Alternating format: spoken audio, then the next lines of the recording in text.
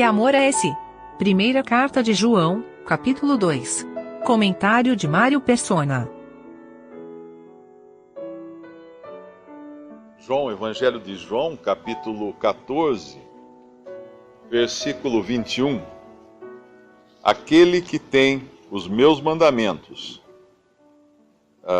e os guarda, esse é o que me ama. E aquele que me ama será amado de meu Pai, e eu o amarei e me manifestarei a ele. É interessante nós entendermos que quando a palavra de Deus fala mandamentos, nós precisamos sempre enxergar o contexto. A lei tinha os mandamentos, a lei dada a Moisés.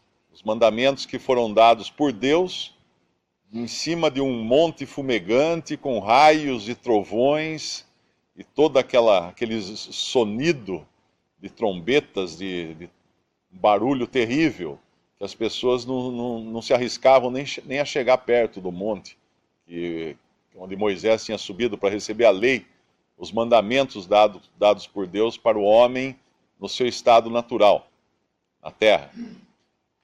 Mas quando nós lemos os mandamentos do Senhor Jesus, nós temos que entender que o caráter é outro. Esses mandamentos que o Senhor Jesus deu, não foi de cima de um monte fumegante, com a terra tremendo e aterrorizando todos, não. E é esse o caráter também, porque João vai falar muito dos mandamentos do Senhor Jesus.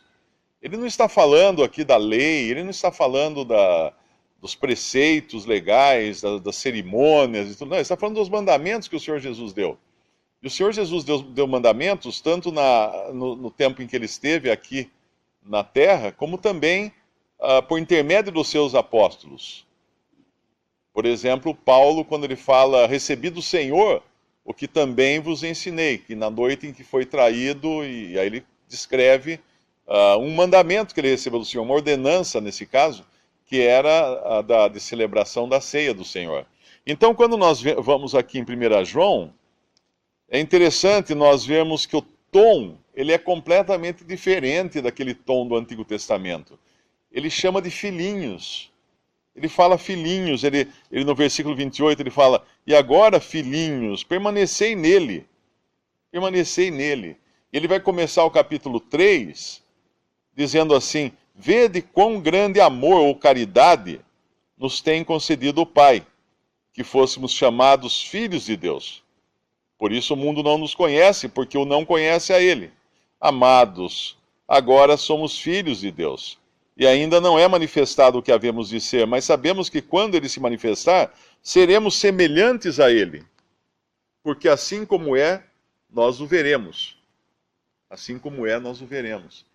Essa forma de se expressar mostra uma mudança radical na maneira como Deus trata com os que são seus, com aqueles que já lhe pertencem, como filhinhos, falando de amor. Na verdade, às vezes a gente não gosta muito dessa tradução bíblica do João Ferreira de Almeida, na versão corrigida, e nós às vezes até trocamos na hora de leitura, de ler, né? Vede quão grande, aí está escrito a caridade aqui, daí eu falo, vede quão grande amor nos tem concedido o Pai, etc.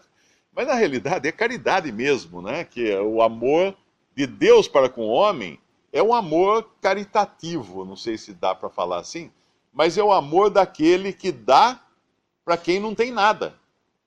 Esse é o amor de Deus para conosco. Nós não tínhamos nada para oferecer a Deus. Não era apenas um sentimento para conosco, o amor de Deus, a caridade de Deus. É um amor que deu o que ele tinha de mais precioso, o seu próprio Filho, para morrer por nós na cruz. Então esse é o amor realmente de Deus. E aí quando somos exortados a guardar os mandamentos do Senhor Jesus, aquele que me ama será amado por meu Pai, né? E o Senhor Jesus fala, aquele que tem os meus mandamentos e os guarda, esse é o que me ama. Nós estamos respondendo a esse amor. Correspondendo a esse amor. Não é uma obrigação, não é uma coisa, se você não fizer isso, você vai apanhar, você vai para o fogo eterno, você vai... Não. Nós estamos correspondendo a um amor que é tão grande que nós não merecíamos, e agora o que ele nos pede? Para cumprirmos a sua vontade, para andarmos do jeito que ele gosta que a gente ande. Isso aí é guardar os mandamentos do Senhor, que nós vamos ver mais aqui nessa primeira epístola de João.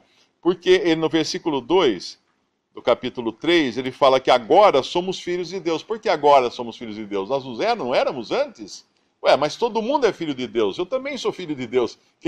Quantas vezes nós escutamos isso todos os dias? Né? Eu também sou filho de Deus. Será?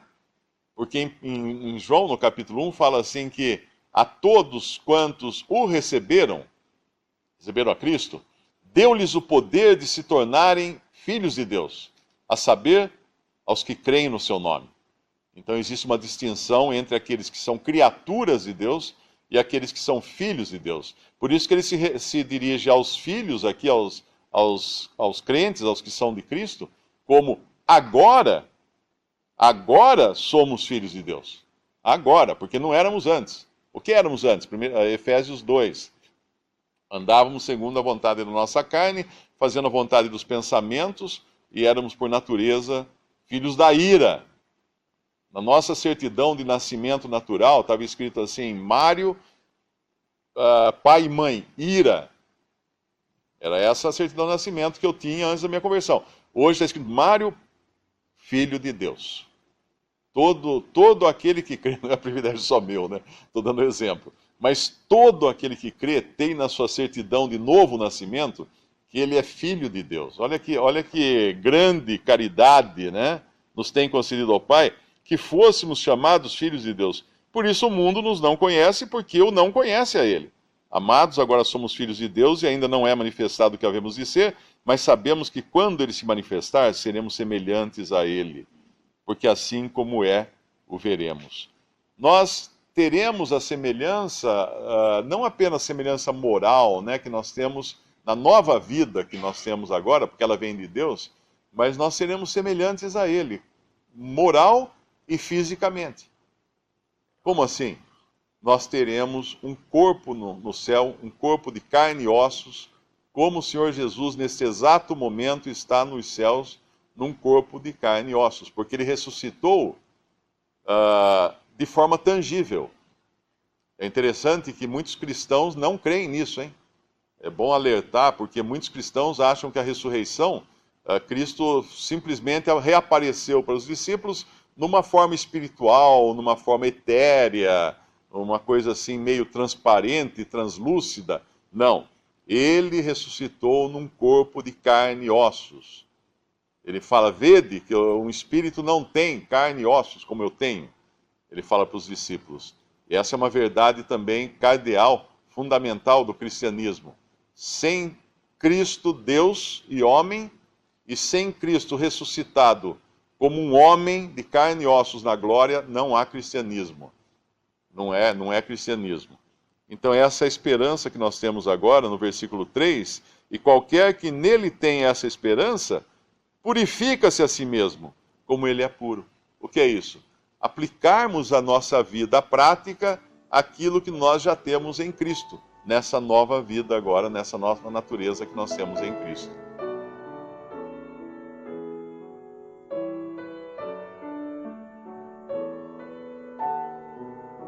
Visite Respondi.com.br. Visite também 3minutos.net.